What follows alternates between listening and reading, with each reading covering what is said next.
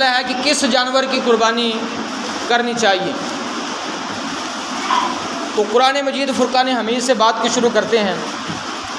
اللہ تبارک و تعالیٰ نے قرآن مجید فرقان حمید کی سورۃ انعام میں ارشاد فرمایا کہ من الضأن اثنین و من المعز اثنین، فرمایا کہ بھیڑ کا جوڑا یعنی بھیڑ اور چھترا ان دونوں کا ایک جوڑا، ومن المعز اثنین اور بکری اور بکرا اس کا جوڑا، اور آگے جا کر ارشاد فرمایا ومن الابل اثنین، اونٹ کا ایک جوڑا، اونٹ اور اونٹنی، اور فرمایا کہ ومن البقر اثنین، اور گائے کا ایک جوڑا یعنی گائے اور بچھڑا۔ فرمایا کہ یہ جو 4 جوڑے اللہ تعالیٰ نے بیان فرمائے اور 2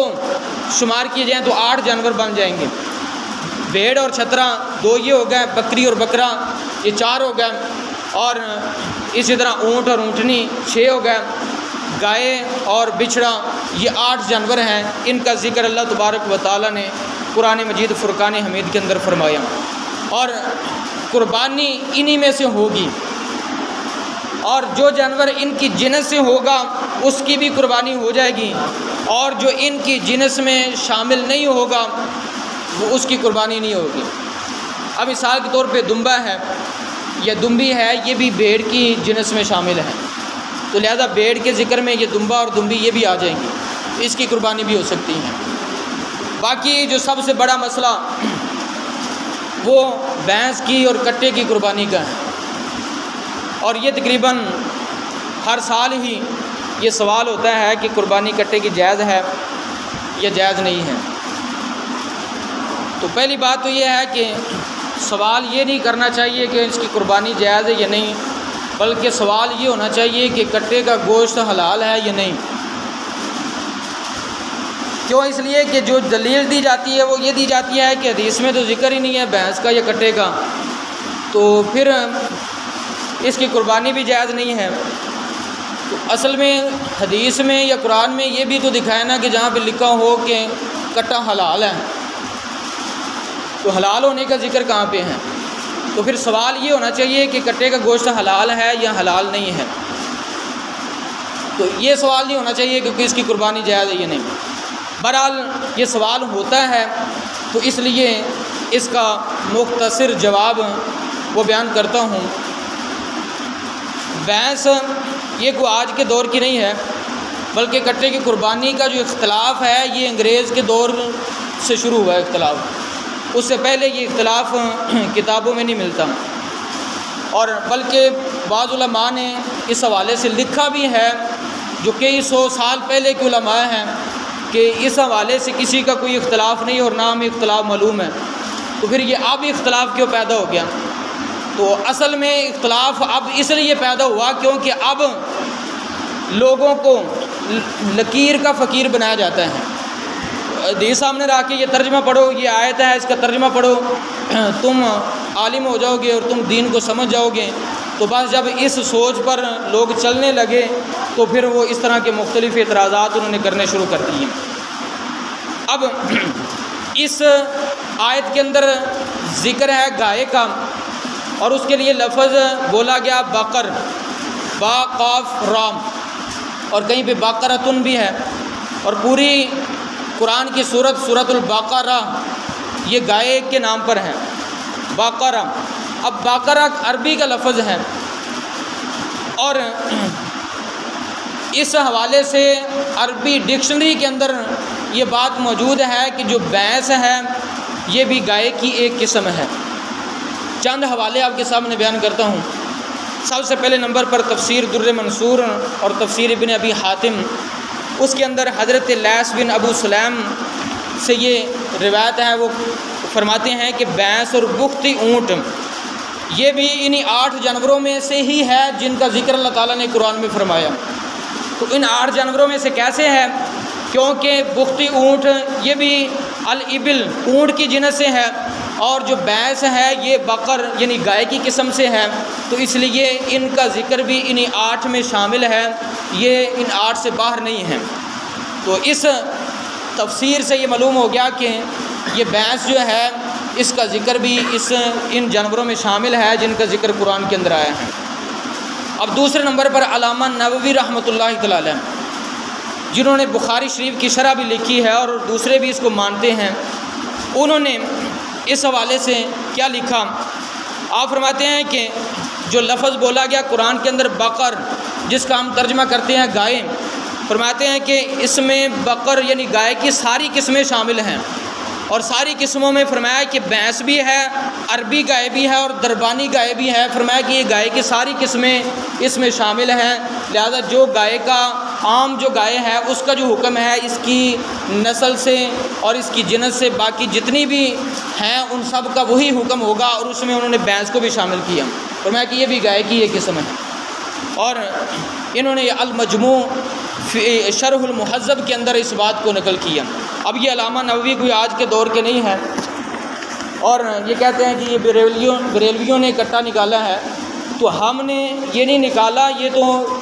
علماء نے پہلے سے اور کئی سو سال پہلے سے بیان کیا ہوا ہے، لیکن آج کے دور میں یہ نواں کٹا جو کھلا ہوا ہے، تو اس حوالے سے میں وضاحت کرنا چاہتا ہوں کہ یہ علماء کرام نے کئی سو سال پہلے ہی اس کی وضاحت کر دی تھی۔ اب حدیث پاک کے اندر بھی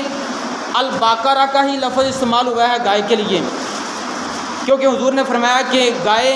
یہ سات کی طرف سے ہے اور اونٹ یہ بھی سات کی طرف سے ہے، تو اس میں جو لفظ بولا گیا گائے کے لیے وہ بھی الباقرہ کا لفظ بولا گیا۔ اب عربی ڈکشنری کی جو کتابیں ہیں اور بڑی مشہور کتابیں ہیں جس کو سارے مانتے ہیں، عربی کا ترجمہ کرنے کے لیے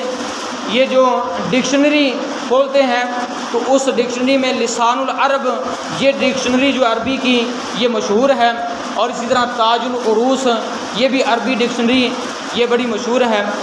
ان دونوں کے اندر یہ لکھا ہوا ہے کہ الجاموس نوع من البقری، فرمایا کہ جو بھینس ہے یہ بھی گائے کی ایک قسم ہے۔ تو عربی ڈکشنری والوں نے بھی یہی کہا کہ جو بھینس ہے یہ گائے کی قسم ہے، یہ البقرہ کے اندر شامل ہے۔ اور اسی طرح المعجم الوسیط کے اندر بھینس کے حوالے سے کہا گیا کہ حیوان اہلی من جنس البقری، فرمایا کہ یہ ایک گھریلو جانور ہے کہ جو کہ گائے کی ایک قسم ہے۔ اسی طرح حضرت امام سفیان ثوری رحمۃ اللہ تعالی علیہ، حضرت امام مالک رحمۃ اللہ تعالی علیہ، اور حضرت عمر بن عبد العزیز رحمۃ اللہ تعالی علیہ، اور پھر حضرت امام حسن بصری رحمۃ اللہ تعالی علیہ، اور حضرت امام حسن بصری یہ تابعی ہیں اور حضرت مولا علی کے خلیفہ ہیں، اور ان سب کا موقف یہی ہے، فرمایا کہ بھینس یہ گائے کی ایک جنس ہے، اس لیے زکوٰۃ جب دی جاتی ہے نا گائے کی زکوٰۃ، تو بھینس کو بھی گائے میں ہی شامل کر کے زکوٰۃ پوری کی جاتی ہے، تو یہ بھینس کو گائے کے ساتھ شامل کیا جاتا ہے، اور پھر زکوٰۃ دونوں کو ملا کر ان سب کی جو گائے اور بھینس کی زکوٰۃ جو ہے وہ ایک جیسی بنتی ہے، تو اس لیے فرمایا کہ بھینس گائے کی ہی جنس ہے، اور ان سب کا موقف یہی ہے کہ بھینس گائے کی جنس ہے۔ اب اس حوالے سے فتاویٰ عالمگیری کے اندر بھی لکھا ہے، اور فتاویٰ عالمگیری یہ کئی سو علماء کرام نے عالمگیر بادشاہ کی زیر نگرانی یہ فتاویٰ لکھا، اس لیے اس کو فتاویٰ عالمگیری کہا جاتا ہے، کسی ایک عالم دین کا نہیں بلکہ کئی سو علماء نے اکٹھے ہو کر جمع ہو کر یہ فتاویٰ ترتیب دیا، اور عالمگیر بادشاہ کی نگرانی کے اندر یہ سارا ہوا، اور اس کے اندر بھی انہوں نے یہی لکھا کہ الجاموس نوع من البقری، جو بھینس ہے یہ گائے کی قسم ہے، اب جو گائے کا حکم ہے وہی بھینس کا حکم ہوگا، گائے کی قربانی جائز ہے تو بھینس کی قربانی بھی جائز ہوگی۔ اور پھر سارے جتنے بھی مذاہب ہیں، چاہے وہ حنبلی ہیں، مالکی ہیں، شافعی ہیں یا حنفی ہیں، سب کے نزدیک بھینس کی قربانی کرنا یہ جائز ہے، جس طرح گائے کی قربانی جائز ہے۔ اور پھر ایک اور حوالہ سماعت کریں، امام ابو بکر محمد بن منظر رحمۃ اللہ تعالی علیہ، اور ان کا جو وصال ہوا ہے وہ 319 ہجری میں ہوا ہے، اور اب 1444 ہجری چل رہا ہے، تو 319 ہجری میں ان کا وصال ہوا، اور 319 ہجری سے پہلے انہوں نے یہ بات نقل کی اور فرمایا کہ اجمعوا علی ان حکم الجوامیس حکم البقرہ، فرمایا کہ سب علماء کا فقہاء کا اس بات پر اتفاق ہے کہ جو حکم گائے کا ہے وہی حکم بھینس کا ہے، گائے کی قربانی جائز ہے تو بھینس کی قربانی بھی جائز ہے۔ اور المغنی کے اندر لکھتے ہیں کہ الجوامیس کا غیرہا من البقر لا خلاف فی ھذا نعلمہ، فرمایا کہ جو بھینس ہے یہ گائے کی طرح ہے، اور فرمایا کہ اس میں اب تک ہمیں کسی کا اختلاف معلوم ہی نہیں ہے کہ کسی نے اس حوالے سے اختلاف کیا ہو کہ بھینس کی قربانی جائز ہے یا نہیں۔ پتہ چلا یہ کئی سو سال پرانے بزرگ ہیں اور یہ لکھ رہے ہیں کہ کسی کا اختلاف اس حوالے سے ہوا ہی نہیں ہے، تو پتہ چلا کہ یہ انگریز کے دور سے یہ اختلاف شروع ہوا ہے، اس سے پہلے یہ کٹے اور بھینس کی قربانی کے حوالے سے کسی کا اختلاف نہیں تھا۔ اور پھر مسند الفردوس کے اندر، جس کو حضرت امام ابو شجاع رحمۃ اللہ تعالی علیہ نے لکھا، اور ان کی وفات 509 ہجری کے اندر ہوئی، اور آج سے تقریباً 800-900 سال پرانے بزرگ ہیں۔ اور یہ ایک روایت حضرت مولا علی سے نقل کرتے ہیں کہ حضرت مولا علی نے فرمایا الجاموس تجزی عن سبعۃ فی الاضحیۃ، فرمایا کہ جو بھینس ہے اس کے بھی 7 حصے ہو سکتے ہیں، جس طرح گائے کے 7 حصے ہوتے ہیں اس طرح قربانی میں بھینس کے بھی 7 حصے ہیں۔ تو یہ معلوم ہوا کہ وہ سارے جو بھینس کو گائے کی ایک جنس اور قسم سمجھتے تھے اور اس کی قربانی کو بھی جائز سمجھتے تھے، اس لیے یہ جو اختلاف ہے یہ جہالت پر مبنی ہے کہ کہنا کہ کٹے کی قربانی جائز نہیں ہے، کہیں لکھا نہیں ہوا، تو لکھا ہوا ہے، صرف اس کو گہری نظر سے پڑھنے کی ضرورت ہے۔ صرف اوپر سے لفظ کالے لفظ دیکھ کر لوگوں کے سامنے وہ عقیدہ بیان کر دینا یہ کوئی عقل مندی نہیں ہے۔ یہ اتنے پرانے جو بزرگ اور شروع سے یہ لکھتے آ رہے ہیں تو ان کو سمجھ نہیں آئی تھی، اور آج جو فیس بک کی اور یوٹیوبر قسم کے جنہوں نے اپنے چینل چلانے کے لیے آئے روز نواں کٹا کھولا ہوتا ہے تو ان کو سمجھ آ گئی، اور ان علماء کو سمجھ نہیں آئی جو حضور صحابہ کرام کے دور کے تھے اور جن کی ساری زندگی قرآن حدیث پڑھتے اور سنتے گزری ہو، ان کو سمجھ نہیں آئی تھی، اور آج یہ 2 ٹکے کے لوگوں کو سمجھ آ گئی، اور اس طرح ان لوگوں پر، ان علماء پر اعتراض کرنے شروع کر دیے۔ اب ہم ان کی مانیں یا ان بزرگوں کی مانیں؟ اس لیے اگر کوئی آج یہ فیس بک یا یوٹیوبر اگر ان علماء پر اعتراض کرے کٹے کا نام لے کر تو ہم اس کو برداشت نہیں کریں گے۔ کٹے کی قربانی کرے نہ کرے ہمیں اس سے غرض نہیں ہے،